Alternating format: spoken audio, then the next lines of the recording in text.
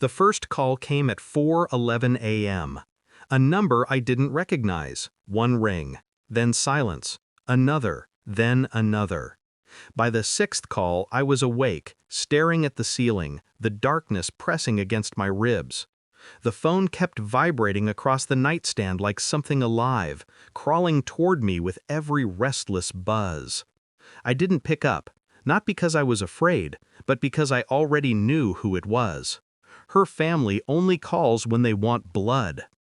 By the 10th ring, I could almost hear their voices again, the way they had echoed across the hall 4 days ago, over the clatter of plates and the smell of roasted meat and birthday candles burning for a man they'd already decided to bury. My wife standing at the end of the long table, 100 relatives watching, her hand gripping the envelope like a verdict. I remember the moment she ripped my photos off the wall, frames snapping, memories falling like cheap glass. I remember the smirk on her sister's face when she pocketed my car keys. I remember the quiet triumph in her father's eyes when he slid that bill toward me. And I remember how the room held its breath when my boss fired me on command. 4 days ago, I walked out without a word. Now they were calling. Again and again and again. Something had gone wrong, something had unraveled, and I wasn't done watching them break. It started months before the birthday ambush, though at the time I didn't see it for what it was. Small things, subtle things. Her laughter shifting pitch when she texted. The way she turned her phone over when I walked by. The new password she said she forgot to tell me. I didn't question it, not then. We were married. Marriage, I thought, deserved the courtesy of trust. But trust doesn't stop a woman from pulling away in bed, inch by inch, until even her breath feels like it's meant for someone else. I kept noticing things. A cologne I didn't wear lingering on her clothes. Receipts for dinners she claimed were work-related. A hotel booking under her maiden name. Still, I said nothing. Silence is not weakness. Silence is data. My Earth Day dinner invitation came with a scripted sweetness so forced it tasted like metal. She insisted on hosting, insisted her entire family attend, insisted I dress nicely for once. That was when a small part of me, the part that had been quietly cataloging every off detail, finally spoke. Something is coming, and it isn't love. I found her phone unlocked on the counter the next morning. Careless or confident, hard to tell with her. One message stood out. End it on his birthday. In front of everyone. He deserves it. I stared at the screen until my vision blurred, not from emotion, but from the precision of the betrayal. Calculated, public, designed not just to cut, but to humiliate. I scrolled, I read, I learned more in 10 minutes than I had learned in 10 years. Her lover, her family's involvement, their financial scheme, their plan to make me disappear quietly. I didn't confront her, not then. I simply put the phone back exactly where I found it, and I waited for the fall. The next 72 hours became a study in stillness. Outwardly, I played the role she expected, the oblivious, dependable fool.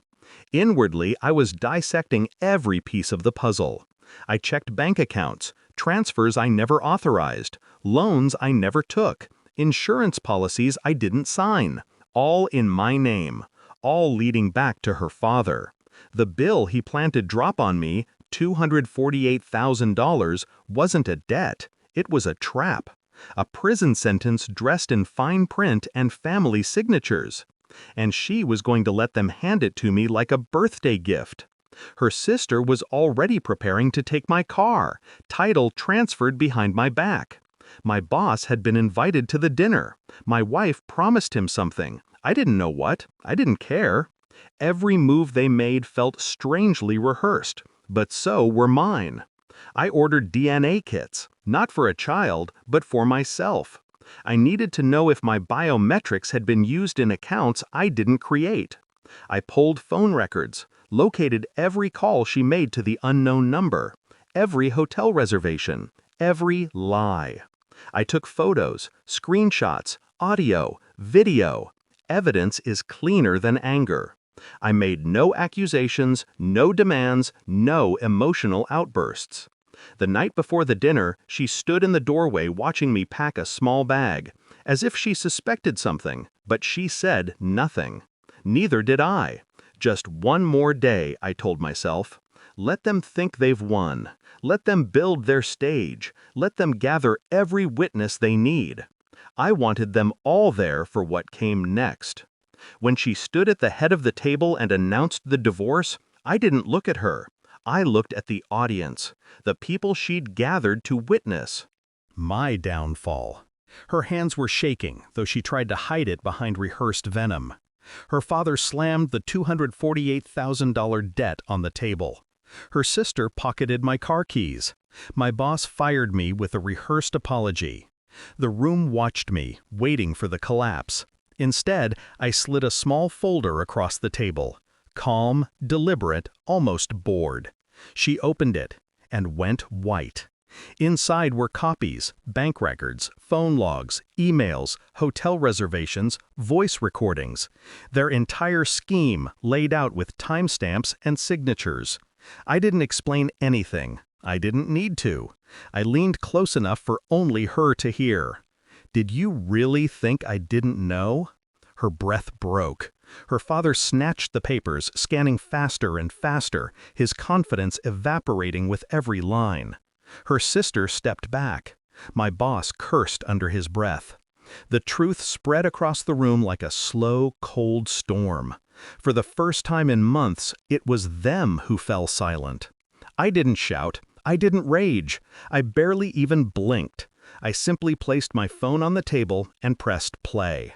Their voices, their plan, their betrayal, recorded in their own words. Every guest heard it. Every relative, every friend, everyone they had invited to watch me break. The humiliation shifted direction instantly. My wife grabbed my arm, whispering apologies that tasted like panic. Her father stuttered something about misunderstandings. Her sister tried to laugh it off. I pulled my arm free, calm, controlled, uninterested. "You wanted a public ending," I said quietly, "so here it is." I walked past them, past the dropped jaws and frozen stares, past the birthday cake still burning for a man they tried to bury. No one stopped me. No one dared. Now, 4 days later, the calls won't stop. Her family, her boss, even the lover. 50 times a day. I don't answer. I don't need to. My silence is louder than anything I could say.